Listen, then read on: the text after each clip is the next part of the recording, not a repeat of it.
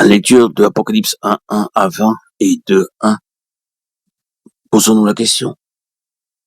Quelle est donc cette chose qui est la seule d'ailleurs à pouvoir justifier au Seigneur de maintenir quelque instrument en relation avec lui-même et son intention?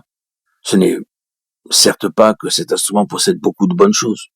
Ce n'est pas non plus qu'il ait son origine en lui, ni même qu'il ait une grande histoire, un passé remarquable. Ce n'est pas qu'il se soit forgé un nom, une réputation, un nom tel que le souvenir de jours très glorieux restant présent à l'esprit.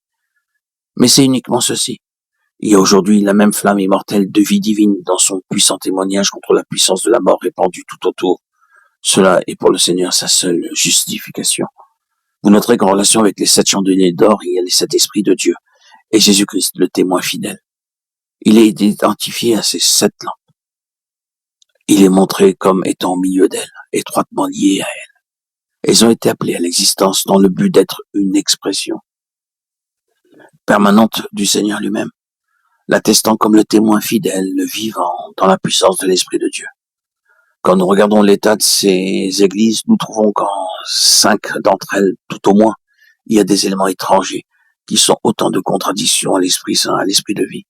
Lorsqu'une telle chose se trouve dans le peuple de Dieu, à l'intérieur du vase de l'instrument, cela constitue un élément de mort et procure à Satan son empreinte, sa place.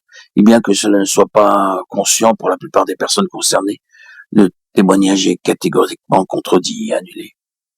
Le but de Satan, en réalité, est celui-ci. Il veut recourir à quelque chose. Sa méthode et ses moyens sont d'ailleurs multiples à cet égard, pour avoir quelque emprise de mort dans un instrument divinement constitué, de sorte que la chose devienne elle-même une contradiction à ce pourquoi précisément Dieu l'a suscité. Cet instrument a un renom. Il pratique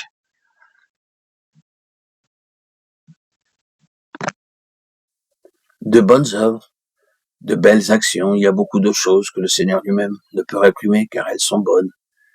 Mais la chose vitale qui seule justifierait au Seigneur de le maintenir a été contrecarrée. La question n'est pas cet instrument, jadis fut-il bon, ni est-ce qu'il prospère aujourd'hui, mais bien plutôt, est-ce que le Seigneur a cette chose centrale, fondamentale, essentielle, indispensable, pour laquelle le Seigneur dans sa pensée les a suscités, soit perdus, alors que beaucoup d'autres choses subsistent. Une question essentielle apparaît avec cette inspection des églises. Que ce soit avec une vie ou avec un instrument, le Seigneur agit à la lumière d'un but bien spécifique, et non pas d'une vague utilité. Ces chapitres n'auraient jamais été écrits si le Seigneur avait envisagé les choses sous l'angle suivant. Certes, cet instrument n'est pas totalement mauvais, il y a encore des valeurs en lui. Il ne s'est pas en tout éloigné de moi. C'est pourquoi je dois m'en occuper, l'aider, le préserver, le bénir. Il faut donc le maintenir. Mais il n'agit pas ainsi. Nous pouvons être reconnaissants, Seigneur, pour quelque chose qui dans ce monde est bon et qui vient de lui. Et au fur et à mesure que nous en sommes avisés, nous sommes reconnaissants que le Seigneur ait des témoins dans un monde comme celui-ci. Mais pour autant qu'il s'agit de son peuple, que son Église est concernée, ce ne le satisfait jamais. Oh, que nous puissions être persuadés de cela. Pourquoi disons-nous cela?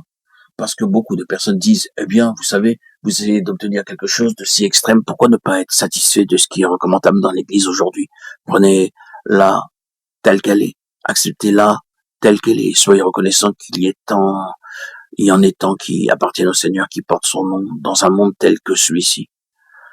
Je ne pense pas qu'un tel rapport nous permette de dire cela.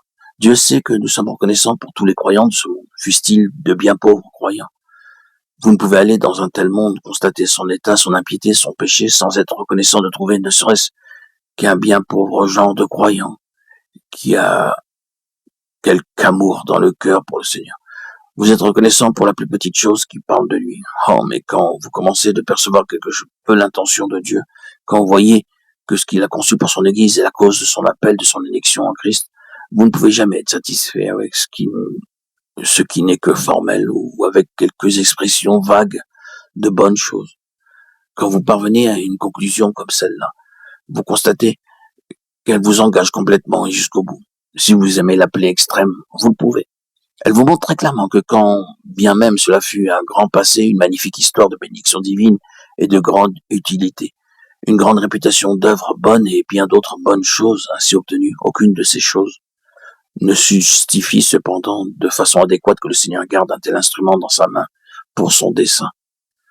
Il doit le mettre de côté, à moins que le but précis pour lequel il a été suscité ne soit en voie d'être atteint.